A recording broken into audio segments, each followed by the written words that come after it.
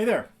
It is Friday, October 14th. Ooh, important day in family history. Happy birthday. Nani's mom, birthday today. I don't think she watches these. Probably not. But anyway, so some interesting things going on this week. Had a little trouble getting a few things organized. Had some really fun lessons, though. Actually, all my lessons this week turned into puzzle time. Ran into a TV show called Brain Games. And there was an episode about comparing old and young brains, and which ones are better at certain things.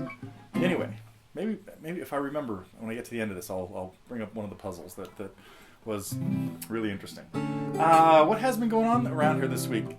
Gaslight Rag. I got to tell you a little bit about this piece. I was really not familiar with it at all. Lynn knew it and played a little of it at camp, and we started working on it. I thought, I got to get a whole lesson on this. It does something really unusual, and I'm not sure if in the part that we put up this week, it got into the second section of the song. I know I don't think Ed and I have even talked about that part yet. But Van Ronk wanted to write something. Dave Van Ronk is who we're talking about here. Wanted to write a ragtime piece, and so he stole a bunch of licks and put together a progression that is just like lots of other songs, but nice little catchy stuff, and then wrote some pretty comical and politically incorrect lyrics, I'm sure, but for the 1960s it was not as big a deal. But what is unusual about it is there are two sections in completely different keys.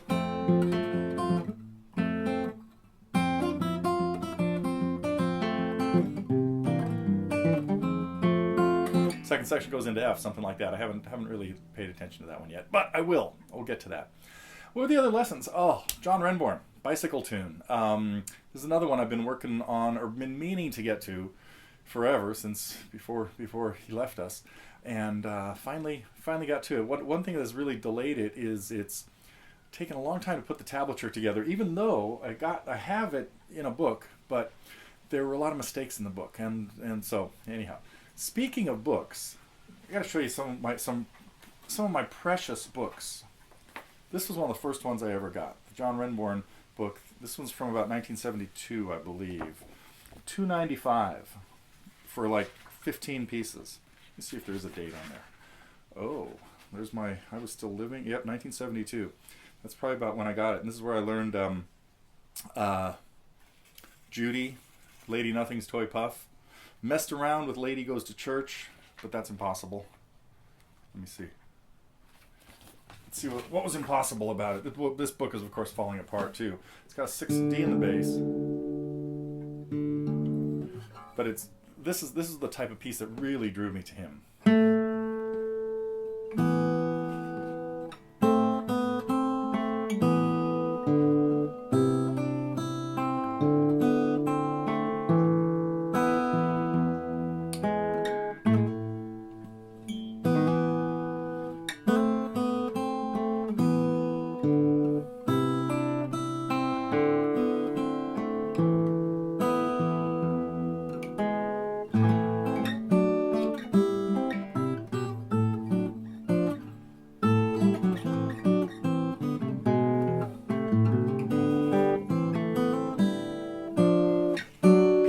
Signature.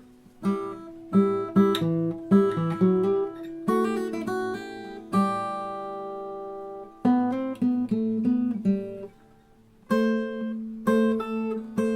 we go. Well, anyway, it goes on and on and on. This is one of those books that. Oh, he also overdubbed parts of that. Or no, was it? Yeah. This is one of those books that is falling apart completely. Although it had really cool pictures and stuff in it too, Renaissance pictures and stuff. But if I try to turn this over while it's open, it'll show you the folder that it is. Another book that was really important to me right around the same time, I think I've shown you this one before, Contemporary Ragtime Guitar. I bet it's the same deal, 1972. Yep. Okay, these were brand new books when I got them. So, can do the math and figure out that I was still in high school. This had Money's All Gone, that I eventually did a lesson on, and Dallas Rag.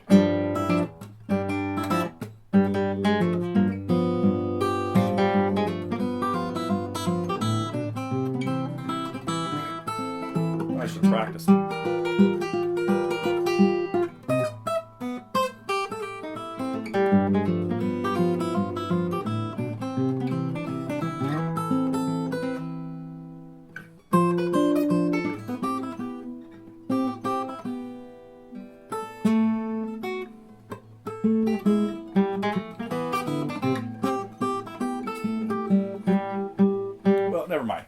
So, the other part that was much easier. There it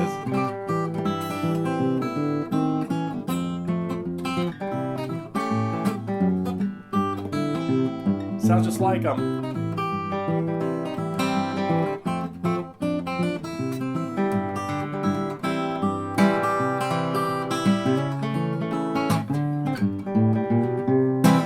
Yeah, well, anyway. What else? I put a few other classic books up here. John Renbourn, another Renbourn book that came out much later. Well, a little bit later. This was like around the Hermit days, when he got involved with Stefan Grossman and stuff.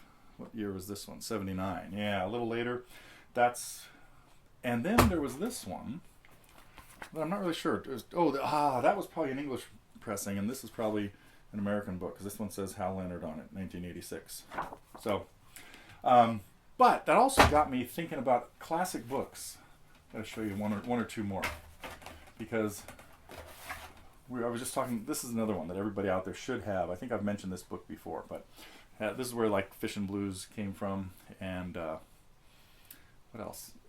This has Bert Jansch's version of Angie in it. Now I put this one up here because I bet a lot of people remember this book too. This was one of the first books that ever had guitar tablature in it, and it wasn't very accurate, but it was just kind of like an afterthought, put at the back of the book, almost handwritten, for some of the James Taylor stuff. And this came out before, or just before Mudslide Slim, so it's only songs from Sweet Baby James and the original Flying Machine. Then see if we can identify this one. This one has been through too many storms, but another one that is essentially just a folder. Okay, that's it for my book, my trip through book nostalgia today.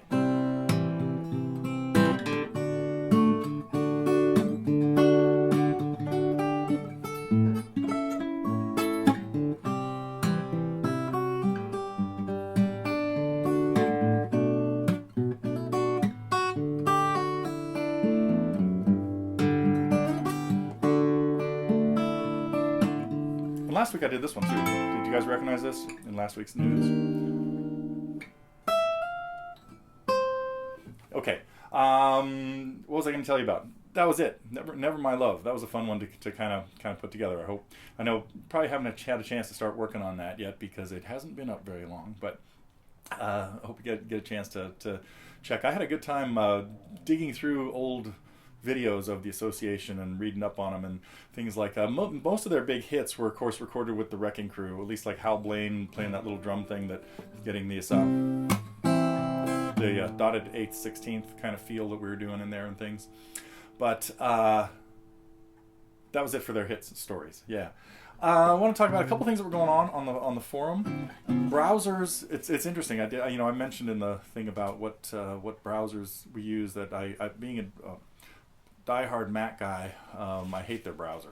So I don't use Safari for anything, but I do like Chrome and Firefox, and I've noticed that Chrome, although I use Firefox, well, I usually have both of them up because I've got too many things going on. But I noticed that we have had work through problems where sometimes in one of those are on iPads, you have to hit a lesson segment twice to get it to play. But I think most people that are using their iPads and phones and stuff are probably getting a little bit more used to that. So, had two other things I wanted to mention, and then I should probably play something, huh?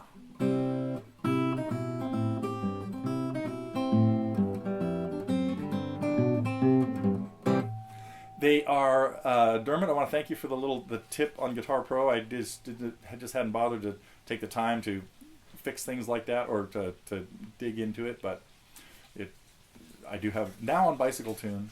The tuning is written with an F sharp as it should be. And then an interesting question came up on the lesson on Just Breathe. One of our members was getting the hang of fingerpicking and feeling like getting really comfortable with thumb playing 3 bass strings and each of the top 3 strings being played with individual fingers. But But when you're Travis picking, your thumb has to hit bass strings wherever they happen to be, and that frequently, or at least commonly, will be the third string. And you absolutely have to hit it with your thumb because you get a different tone out of your thumb hitting a note, different volume. That sounds different than this.